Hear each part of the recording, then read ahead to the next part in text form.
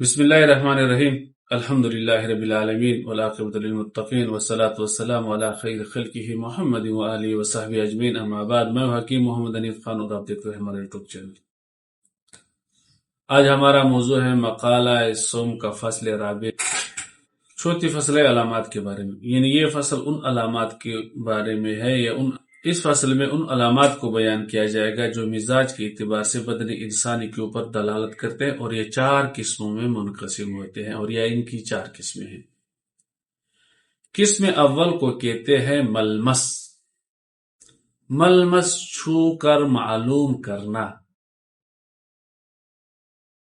یعنی لامس جب کسی معتدل، لامس کہتے ہیں طبیب کو، ملمس کہتے ہیں مریض کے نفس کو۔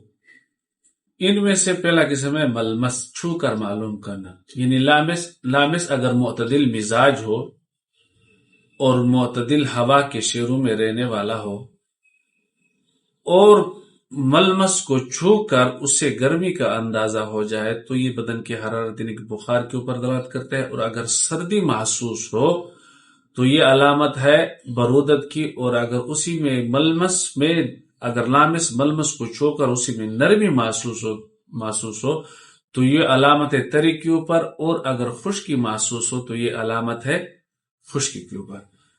اس کی وضاحت جس طرح، یعنی کہ معتدل مزاج طبیب جب کسی معتدل شہر کے ہوا میں یا معتدل آب و ہوا میں کسی مریض کو معلوم کرے، اور اسی مریض کی معلوم کرنے سے لامس طبیب ملمس مریض، جب مریض طبیب کو چھو کر معلوم کرے اور اسی کی مزاج میں اگر ملمس میں گرمی محسوس ہو، نبض میں گرمی محسوس ہو تو وہ حرارت کے اوپر دلالت کرتا ہے، تو وہ مزاج حار کے اوپر دلالت کرتا ہے، اور اگر اسی میں ملمس میں اگر حرارت محسوس ہو تو یہ گرم مزاجی کے اوپر دلالت کرتا ہے، اور ملمس میں اگر سردی محسوس ہو تو یہ برودت کے اوپر دلالت کرتا ہے، اور اسی طرح اگر ملمس میں نرمی محسوس ہو تو وہ تری کے اوپر دلالت کرتا ہے، اور اگر ملمس میں خشکی محسوس ہو تو یہ خشکی مزاج پر دلالت کرتا ہے۔ یا اگر کوئی معتدل مزاج طبیب معتدل شہر میں کسی ملمس یعنی مریض کو چھو کر ملمس کو یعنی کہ چھو کر معلوم کرے، اور اسے نہ گرمی کا احساس ہو، نہ اسے سردی کا احساس ہو، نہ اسے تری کا احساس ہو نرمی کا، اور نہ اسے خشکی کا احساس ہو، تو وہ یعنی کہ اس سے مریض میں سے ان 4 مزاجوں میں سے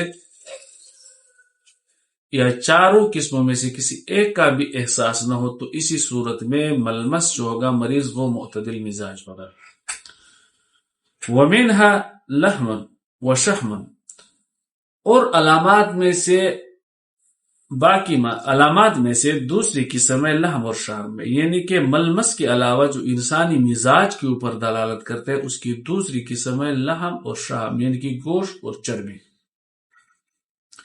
اگر کسی جسم میں سرخ گوشت زیادہ ہو،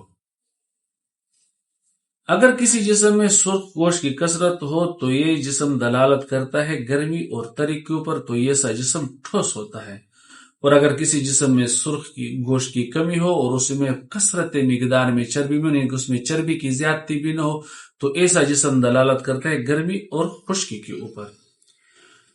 شہم کہتے ہیں موٹی جمی ہوئی چربی کو، اور شہم کی پھر آگے جا کے چربی کی پھر آگے جا کے 2 قسمیں ہو جاتی ہے۔ قسم اول کو کہتے ہیں شہم اور دوسرے کو کہتے ہیں سمین۔ شہم کہتے ہیں سرد جمی ہوئی چربی کو، اور سمین کہتے ہیں باریک چربی کو، اور یہ دونوں کی زیادتی یعنی کہ شہم اور سمین دونوں کی زیادتی یہ تری کے اوپر دلالت کرتی ہے، سردی اور تری کے اوپر دلالت کرتی ہے، اور ایسا جسم کیا ہوتا ہے؟ ڈھیلا ہوتا ہے۔ سمین کہتے ہیں اس چربی کو جب آپ گوشت کو چھو اور گوشت کے چھونے سے آپ کی انگلیوں کے اوپر کیا ہو جائے۔ سمین کہتے ہیں اس چربی کو کہ جب آپ گوشت کو چھو اور آپ کی انگلیاں کیا ہو جائے، وہ تری سے تر ہو جائے۔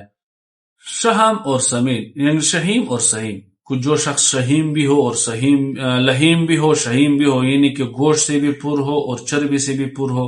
چربی ان دونوں قسموں میں شہم اور سمین دونوں کی کمی جو ہے یہ حرارت کے اوپر دلالت کرتا ہے، گوشت کے ساتھ چربی کی زیادتی رطوبت کے اوپر دلالت کرتے ہیں۔ علامات کی ان 2 قسموں کے ساتھ آج کے موضوع کو ہم اختتام کرتے ہیں. کل انشاءاللہ علامات کی باقی اقسام 2 قسمیں ان کو پڑھیں گے. تب تک کے لیے آپ سے درخواست ہے کہ ہمارے چینل کو لائک شیئر اور سبسکرائب ضرور کریں اور ہمیں دعاؤں میں بھی یاد کریں اور ہمیں مفید مشوروں سے کمنٹ میں بھی آگاہ فرما دیجیے. اجازت دیجیے. اللہ حافظ. السلام علیکم ورحمۃ اللہ وبرکاتہ.